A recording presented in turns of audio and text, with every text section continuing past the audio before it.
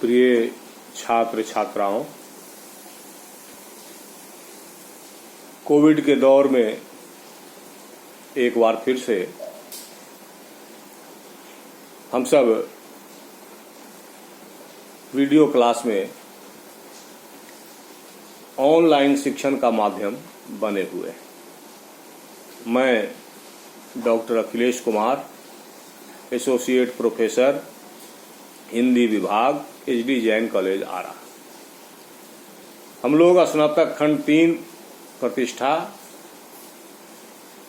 के 6ठे पेपर में हैं, जिसमें काव्य शास्त्र के अंतर्गत रूपक या नाटक का अध्ययन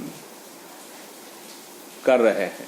और रूपक या नाटक के अध्ययन के क्रम में इसके जो तत्व हैं, वस्तु, नेता और रस के साथ साथ अभिनय और वृत्ति आदि की चर्चा कर रहे हैं।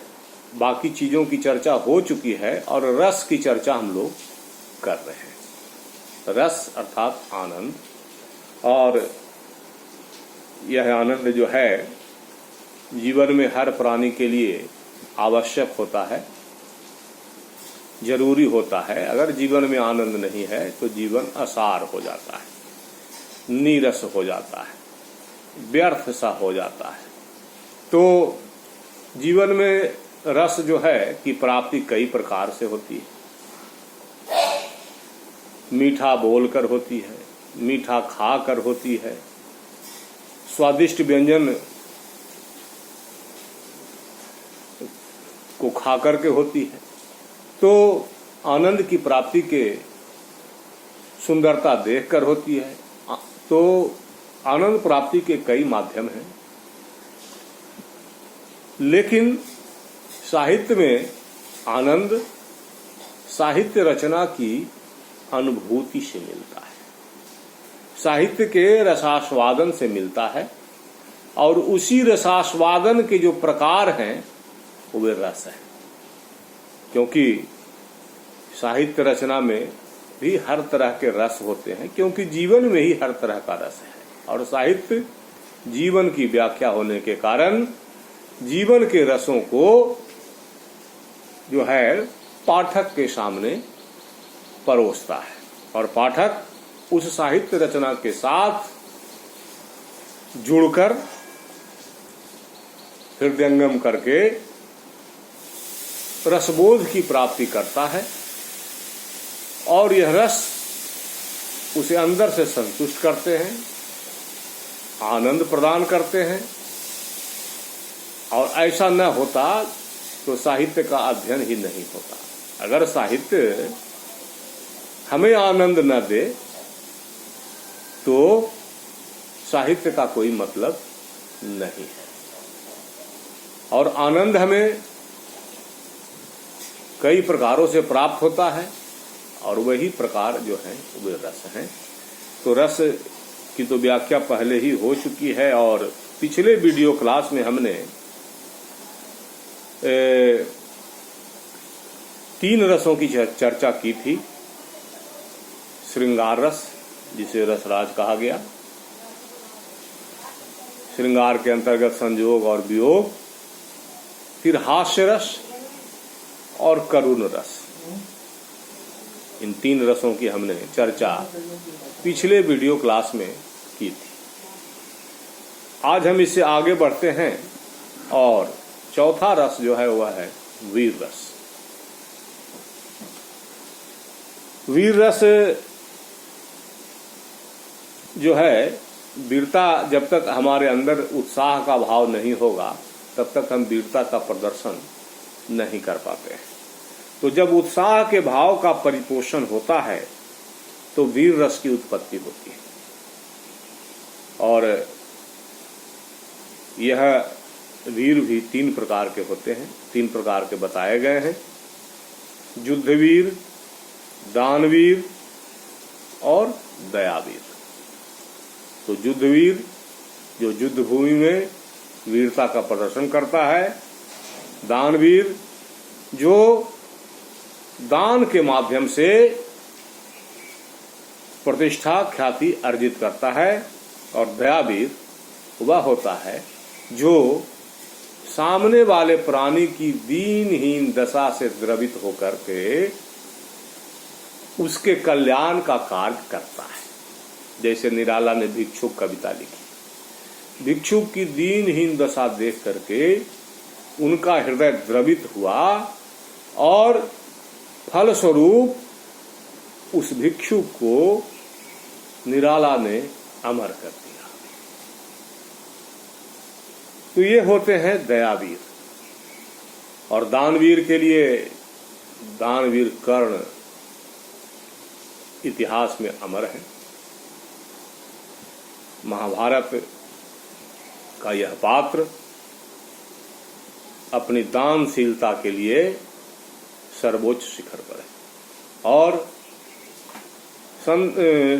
सूर्य की आराधना के समय जो भी याचक कर्ण के पास कुछ मांगने के लिए आता था, कर्ण उसे दुखी नहीं करता था, कर्ण उससे इनकार नहीं करता था। और कर्ण और इंद्र का संवाद जो है वह बहुत ही प्रसिद्ध है। जब इंद्र युद्ध नीति के तहत अर्जुन की रक्षा हेतु कर्ण से उसका कवच और कुंडल मांगने आए थे, और कवच और कुंडल कर्ण का एक तरह से जीवन ही था, क्योंकि जब तक कवच और कुंडल उसके पास था, उसके शरीर में था, तब तक उसका वध करना असंभव था। तो महाभारत युद्ध जीतने के लिए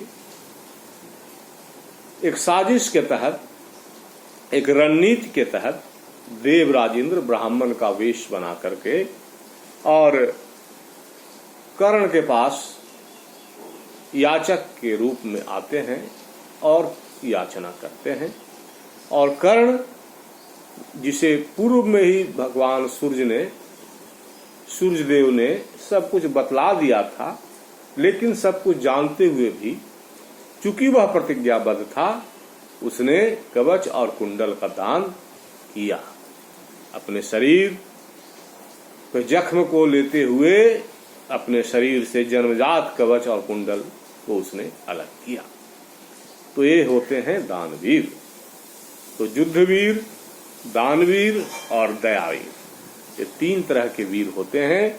और इन वीरों की क्रियाओं से वीर रस की उत्पत्ति होती है। इसका अस्थायी भाव उत्साह है, और शत्रु, विद्वज्जन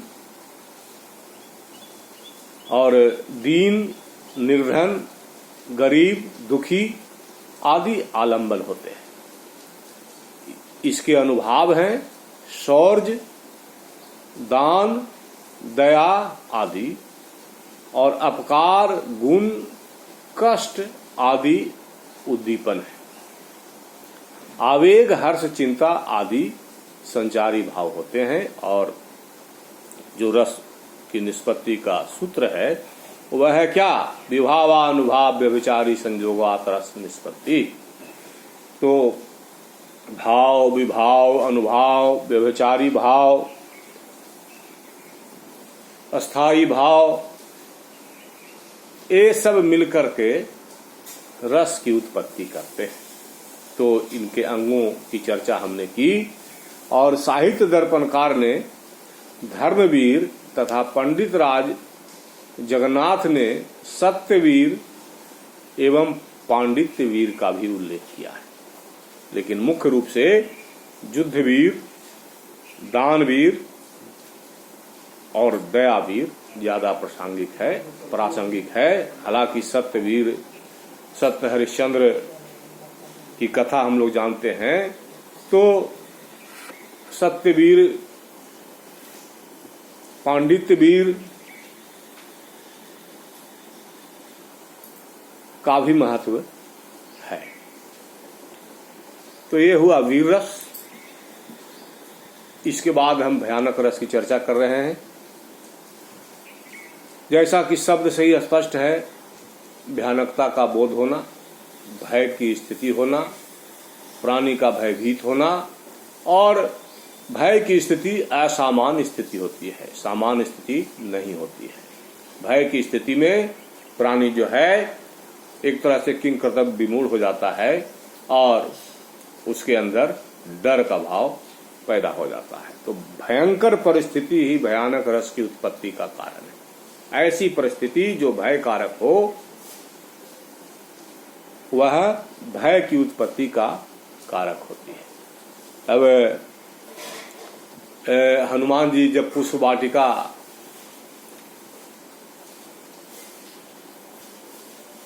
को नष्ट करने लगे तो राक्षसों में भी उनके पौरुष के आगे भय का संचार हो गया। या दो पराक्रमी योद्धाओं के बीच युद्ध को देख करके आदमी के अंदर जब उनको जख्म लगते हैं भय होता है। तो भय के कई केंद्र बिंदु होते हैं। भयंकर परिस्थिति ही भयानक रस की उत्पत्ति का कारण होता है। भयदायक पदार्थों के दर्शन, जिसको देख करके, जिन तत्वों को देख करके डर लग जाए, भय हो जाए, श्रवण, उनको सुनकर, अथवा प्रबल शत्रु के विरोध के कारण, या हमारा घोर विरोधी हमारे सामने आ जाए हमला करने की स्थिति बना करके, तो भयदायक पदार्थों के दर्शन, श्रवण अथवा प्रबल शत्रु के विरोध के कारण भयानक रस की उत्पत्ति होती है। इसका स्थायी भाव भय है और व्याघ्र, सर्प, हिंसक प्राणी, शत्रु आदि इसके आलंबन है। बाघ को देखकर हर प्राणी के अंदर स्वाभाविक भय आता है। पिंजड़े में बंद बाघ को भी देख करके बाहर से ही हम डर जाते हैं, या जानते हुए भी कि बाहर तो यह निकलेगा नहीं, फिर भी उसके पास नहीं जाते हैं, डरते हैं कि कहीं पंजा न निकाल दे।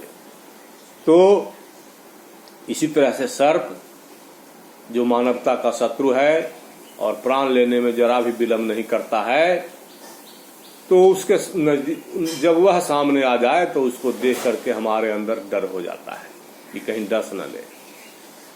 तो व्याघ्र, सर्प, हिंसक प्राणी, वैसे प्राणी जो हिंसक हैं, जो हमें नुकसान पहुंचा सकते हैं, जैसे कटकटाहा कुत्ता। पहले से हम जान रहे हैं कि कुत्ता जो है कटकटाहा है, तो मान लिया जाए हम घर से निकलते हैं, रास्ते में वो कटकटाहा कुत्ता मिल जाए, अब भौंकना शुरू कर दे, तो स्वाभाविक रूप से हमारे अंदर भय हो जाता है, आत्मरक्षा का भाव आने लगता है कि अब इससे बचें तो कैसे बचें। तो ये हिंसक प्राणी के अंतर्गत आते हैं। तो व्याघ्र, सर्प, हिंसक प्राणी, शत्रु आदि इसके आलंबन है। यही जो है ये भय का संचार हमारे अंदर करते हैं। और हिंसक जीवों की चेष्टाएं, शत्रु का भय पैदा करने वाला व्यवहार, या ऐसी ध्वनियां जो विस्मयकारी हों आदि उद्दीपन का काम करती हैं, भाव को जगाती हैं। रोमांच, स्वेद, कंप, वैवर्ण, रोना, करुणाजनक वाक एवं चिल्लाना, ये सब अनुभाव है। ये सब जब हम भयभीत होते हैं तो स्वतः हमारे अंदर से निकलता है। कभी रोंगटे खड़े हो जाते हैं, रात्रि में तो ऐसे भी अंधेरी रात में जाते हैं तो मन ही में कल्पना करते रहते हैं कि पता न कहाँ पर भूत होगा, ऐसे ही रोंगटा खड़ा रहता है और बजरंगबली याद आते रहते हैं। तो रोमांच, स्वेद, कंप सामने देख करके कंप कपी आ जाए। अब जैसे अब कोई चोर है और पकड़ा गया, अब पुलिस हो गई सामने, तो उसकी स्थिति उसी तरह की हो जाती है। तो रोमांच, स्वेद, कंप, वैवर्ण, चोरी करते हुए पकड़े जाने पर डर भी होता है और मुख विवर्ण भी हो जाता है, चेहरे का रंग ही बदल जाता है। तो रोमांच, स्वेद, कंप, वैवर्ण, रोना, करुणाजनक वाक्य का प्रगटीकरण करना और चिल्लाना आदि इसके अनुभाव है, ये सब लक्षण है। और इसके संचारी भाव हैं शंका, चिंता, ग्लानि, आवेग, मूर्छा, त्रास, जुगुप्सा, दीनता आदि। ये सब जो है, ये सब भाव का संचरण होने का मतलब है कि हमारे अंदर भय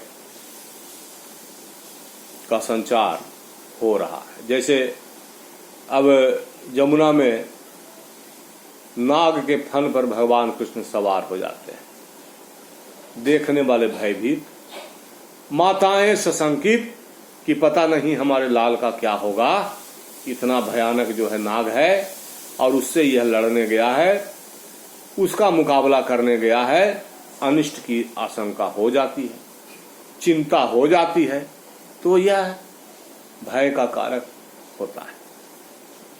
तो शंका, चिंता, ग्लानि, आवेग, मूर्छा, त्रास, जुगुप्सा, दीनता आदि इसके संचारी भाव है। और आचार्य भरत ने भयानक रस के 3 भेदों का वर्णन किया है। व्याजजन्य या कृत्रिम, कृत्रिम का मतलब हो गया बनावटी, डुप्लीकेट, अपराधजन्य और वित्रासितक अर्थात खतरे की शंका से जो उत्पन्न होता है। तो इस तरह से भयानक रस की यह स्थिति होती है। तो वीर रस के उपरांत हम लोगों ने भयानक रस को देखा कि भयानक रस किन परिस्थितियों में उत्पन्न होता है, और इस तरह के भाव साहित्य में जब आते हैं तो वे भयानक रस कहलाते हैं, भयभीत करने वाले होते हैं, और पाठक में भी भयानक रस का ही संचार होता है। जब तक कि रिजल्ट नहीं पता चल जाता है तब तक भय की ही स्थिति रहती है। अब इसके बाद जो अगला रस है वह है बीभत्स रस। बीभत्स दृश्य अर्थात देखने लायक नहीं, जिसको प्राणी देखना नहीं चाहता है। तो घृणोत्पादक पदार्थों के देखने सुनने से घृणा या जुगुप्सा के भाव की जब परिपुष्टि होती है तो बीभत्स रस होता है। अर्थात वैसे पदार्थों का दर्शन या श्रवण जिसको देखकर घृणा हो जाए। सड़ी हुई लाश जब हम देखते हैं तो घिन आती है। कि कोई दुर्घटना हो गई है, स्पॉट पर हम किसी को देखते हैं तो वहां डर भी होता है और घृणा भी होती है, क्योंकि जब क्षत विक्षत स्थिति देखी जाती है तो विभत्स स्थिति होती है। तो घृणोत्पादक पदार्थों के देखने सुनने से घृणा या जुगुप्सा के भाव की परिपुष्टि होने पर विभत्स रस होता है, और इसका स्थायी भाव जुगुप्सा है अर्थात घृणा है। श्मशान, शव, चर्बी, सड़ा हुआ मांस, बहता हुआ रक्त, मल मूत्र,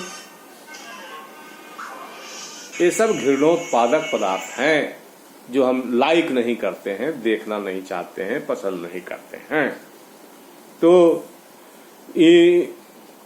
ये सब घृणोत्पादक पदार्थ जो हैं ये आलंबन का काम करते हैं, इनके माध्यम से ही बीभत्स रस उत्पन्न होता है।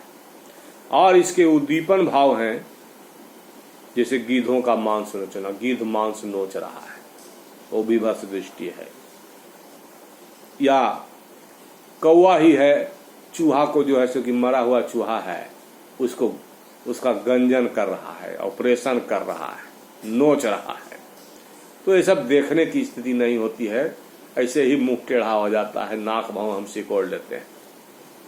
तो गीधों का मांस नोचना, कीड़ों मकोड़ों का छटपटाना, कुत्सित रंग रूप अर्थात जो स्वाभाविक रंग रूप होना चाहिए उससे उसकी जगह पर जो है विभत्स रूप लिए हुए, बिगड़ा हुआ रूप लेकर के रंग रूप जो हम देखते हैं।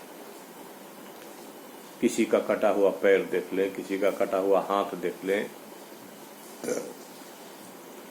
दुर्घटना जनित स्थिति देख लें, ये सब आवेग, मोह, व्याधि, जड़ता, चिंता, वैवर्ण, उन्माद, निर्वेद, ग्लानि, दैन इसके संचारी भाव है। इनके संचरण से ही विभत्स रस की उत्पत्ति होती है।